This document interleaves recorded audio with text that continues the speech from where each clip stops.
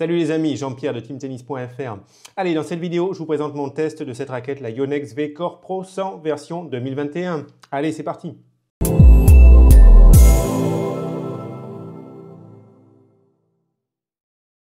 Allez, je vais vous donner mon avis sur cette petite Yonex V-Core Pro 100 version 2021. Mais d'abord, on se regarde quelques extraits de mon test sur le terrain. A tout de suite.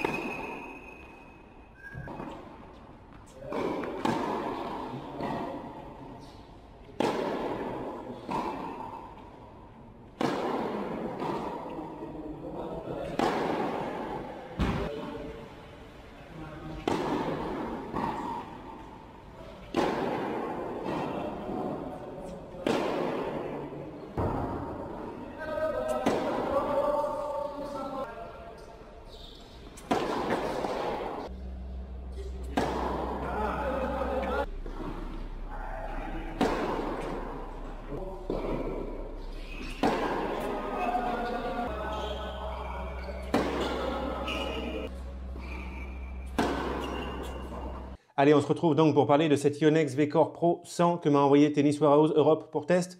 Pour vos achats de matériel de tennis, je vous invite à aller sur le site Tennis Warehouse Europe ou alors chez Tennis Warehouse USA. Je suis partenaire avec ces deux sites et c'est très sympa à vous si vous cliquez sur mon lien affilié avec ces sites avant de faire un achat.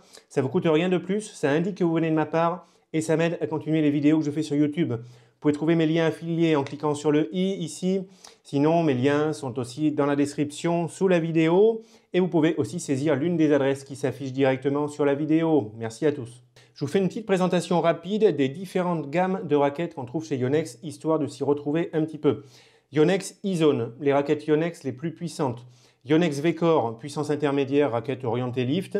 Et Yonex V-Core Pro, les raquettes les moins puissantes, les plus orientées contrôle.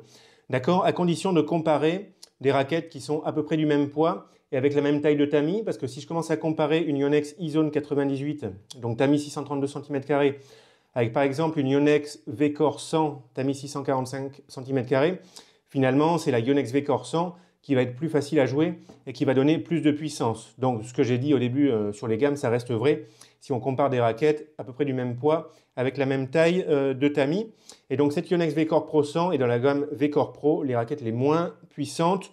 Mais comme là on a un tamis de 645 cm², ça donne de la puissance. Donc c'est une raquette qui est orientée contrôle mais qui en même temps n'est pas trop dur à jouer. Ça je vais en reparler. On se regarde un petit peu les nouveautés par rapport au modèle précédent. La rigidité passe de 65 à 63. Alors 65 c'était déjà moyen, raquette relativement souple. On passe à 63, donc encore plus souple. Ça amène du confort, ça peut diminuer un petit peu la puissance de la raquette. Ça, je n'ai pas trouvé que ça avait trop d'impact sur les sensations. Swing weight qui passe de 323 à 321, c'est quasiment pareil. Le swing weight, pour ceux qui ne connaissent pas, ça donne une idée de la maniabilité. Plus il est élevé, moins la raquette est maniable, plus il y a du poids un petit peu vers la tête de raquette. Plus il est bas, plus la raquette est maniable et moins il y a du poids vers la tête de raquette. Donc là, il y a une bonne maniabilité, ça j'en reparlerai aussi. Ça c'est intéressant. Le profil, il passe de 21 mm à 23 mm. Profil plus épais, augmentation de la puissance de la raquette. Et ça, j'ai retrouvé que c'était assez net par rapport au modèle précédent. Ajout du matériau 2G NAMD pour aider le cadre à revenir plus rapidement à sa position de départ après impact. Le genre de choses que je ne ressens pas du tout pendant le test de la raquette. Ajout du matériau Flex Fuse pour améliorer le confort. Alors ça, par contre, j'ai trouvé la raquette ultra confortable, je vais en reparler. Et au niveau des technologies, on retrouve toujours la technologie signature de Yonex, technologie isométrique, forme de tamis rectangulaire, c'est plat en haut, c'est plat ici et arrondi sur les côtés, avec un tamis plutôt écrasé ici, plutôt allongé et pas trop arrondi. Et donc, on va s'intéresser maintenant à mes sensations de jeu sur le terrain. Et je vais commencer avec la puissance de la raquette. Alors, je vous mets tout de suite à l'écran une comparaison en termes de puissance avec d'autres raquettes que vous connaissez peut-être déjà, pour vous aider à situer la raquette comme ça en termes de puissance.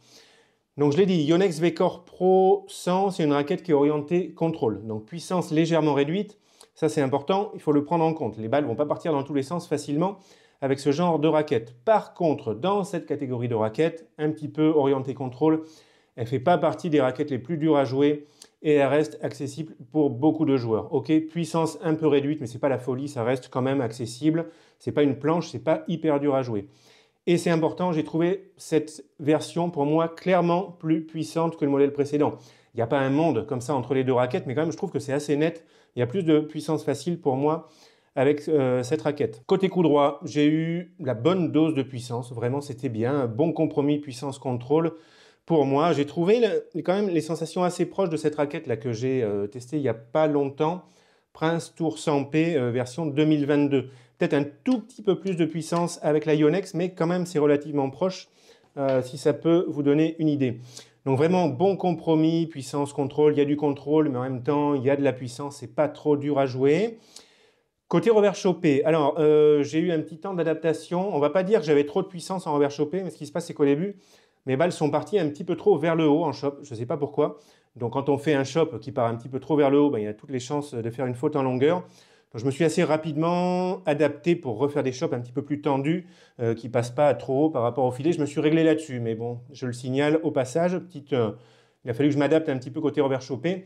Par contre, côté revers lifté, c'est venu vraiment très facilement. Je me suis tout de suite adapté à la raquette. Bon mix puissance-contrôle, j'ai pu laisser partir le bras. J'avais pas peur de faire la faute et en même temps, j'avais une bonne dose de puissance. Côté volley, bon, il n'y a pas de souci en termes de puissance. Côté smash, ça sortait facilement aussi. Et c'était sympa aussi au service. C'est un coup sur lequel je manque de puissance. Et quand même, je m'en suis bien sorti au service. Donc, raquette intéressante pour les joueurs qui veulent une raquette avec un tamis en 645 cm², donc assez tolérant, assez facile à jouer, avec un côté puissance qui est sympa. Et en même temps, avec un côté contrôle qui est présent, sans que ce soit une raquette trop dure à jouer. Ensuite, en termes d'accès au lift, j'ai trouvé que c'était tout à fait correct. C'est toujours le cas avec des raquettes qui ont un tamis de 645 cm² et un plan de cordage 16 par 19. On ne peut pas avoir un accès au lift qui est catastrophique. Après, il y a plus ou moins d'accès au lift en fonction un petit peu de la forme du tamis et de l'espacement qu'il y a entre les cordes. Mais là, vraiment, accès au lift tout à fait correct avec cette raquette. Allez, ensuite, en ce qui concerne la maniabilité de la raquette. Alors là, on a un équilibre qui est situé à 32 cm, raquette non cordée. C'est un équilibre qui est vraiment neutre, un point d'équilibre qu'on voit très souvent pour des raquettes qui pèsent 300 grammes non cordées. Donc un tout petit peu de poids en tête de raquette, mais vraiment rien d'excessif. Et l'équilibre est bien réparti entre la tête de raquette et le manche. Donc équilibre neutre et vraiment très bonne maniabilité avec cette raquette. Pour ceux qui veulent quelque chose d'ultra léger en tête de raquette, ce n'est pas le cas, mais on est vraiment sur quelque chose de très polyvalent et qu'on voit très souvent. On ne prend vraiment pas de risque avec ce genre d'équilibre. Et d'autre part, avec la forme du tamis qui est plutôt allongée et pas trop arrondie, je trouve que ça aide aussi pour la maniabilité, notamment sur le revers lifté à une main. Moi, c'est mon cas, donc je fais du revers lifté à une main. Et j'ai toujours l'impression de perdre un tout petit peu en maniabilité avec des raquettes qui ont un tamis de 645 cm² qui sont plutôt arrondies. La différence n'est pas énorme, mais je me sens plus à l'aise avec des raquettes qui ont cette forme de tamis un petit peu resserrée et plutôt allongée. Donc vraiment, maniabilité tout à fait correcte, que ce soit en fond de cours ou à la volée. Allez, avant de terminer, on parle un petit peu du confort de jeu. Alors là, j'ai vraiment trouvé le confort top avec cette raquette, ultra agréable. Dès les premières frappes de balle, j'ai vraiment adoré les sensations à l'impact. Super amorti, des vibrations, c'était vraiment agréable, on ne prend pas un choc dans le bras, enfin vraiment super sensation de confort. J'en ai pas parlé, mais j'ai testé cette raquette avec un cordage Wilson Revolve en 1,25 mm tendu à peu près à 23 kg, donc pas trop tendu. Et ça, c'est quelque chose qui joue aussi pour le confort. Ça fait plusieurs fois que je teste des raquettes avec le cordage Wilson Revolve, et là, je commence à le reconnaître sans même savoir que c'est ce cordage. En général, quand je reçois une raquette test, j'ai un cordage de la même marque que la raquette. Donc très souvent, quand j'ai eu des Yonex, j'avais un cordage Yonex. Et là, je me suis dit, mais c'est pas du Yonex, c'est du Wilson Revolve. Donc j'ai quand même vérifié. Et en effet, c'est du Revolve, mais vraiment on le sent. Et ce cordage, je commence vraiment à l'adorer. Moi, je suis fan du Luxilon Element. Et je commence à me demander si je préfère pas le Wilson Revolve, que je trouve à chaque fois super aussi en termes de confort. En tout cas, quoi qu'il arrive, avec cette combinaison, cette raquette, avec ce cordage, méga sensation de confort. C'était vraiment super agréable de jouer avec cette raquette, et également très bonne tolérance quand on décentre un petit peu la balle, donc vraiment top de ce côté-là. Donc du coup, à qui je la conseillerais? Alors quand même pas à des débutants, parce que c'est quand même une raquette qui est un petit peu orientée contrôle, donc restons calmes. Pour les débutants, ça va être un petit peu dur à jouer. Donc, mais il y a quand même beaucoup de joueurs qui peuvent jouer avec cette raquette. Moi je dirais niveau intermédiaire ou avancé, fin de 4e série, 3e série, seconde série, à condition d'avoir un style de jeu un petit peu puissant et de rechercher quand même un petit peu de contrôle, d'être quand même capable de produire de la puissance par son jeu, mais pas besoin d'être une brute et de frapper comme un âne pour jouer avec cette raquette. Il y a quand même une dose de puissance qui est là. C'est pas super dur à jouer. Ok, niveau de jeu intermédiaire avancé, des joueurs qui veulent une raquette avec un tamis 645 cm², mais ayant une puissance réduite et qui soit en même temps pas trop dur à jouer. Des joueurs qui ont un style de jeu moderne, puissant, lifté, ou alors plus en finesse, avec du chop et des coups plus à plat. Attention, si vous frappez très fort à plat, il y a risque de manquer de contrôle. Mais globalement, quand même, il y a un contrôle qui est satisfaisant et on peut se faire plaisir même si on ne met pas trop d'effets liftés. Des joueurs qui veulent un accès au lift correct, des joueurs qui veulent une raquette avec un équilibre neutre, une bonne maniabilité, des joueurs qui veulent une raquette confortable, j'ai vraiment adoré le confort avec cette raquette, et des joueurs enfin qui peut-être apprécient l'ancienne V-Core Pro 100, mais qui l'a trouvé un tout petit peu trop orienté contrôle et qui voudraient un tout petit peu plus de puissance et de confort. Parce que du coup, vraiment, c'est le cas avec cette nouvelle version. Allez les amis, je m'arrête là. Comme d'habitude, si j'ai oublié quelque chose, n'hésitez pas à m'envoyer une question en commentaire. Moi, je vous dis très bon tennis à tous, et puis on se retrouve bientôt dans une autre vidéo. Allez, salut à tous!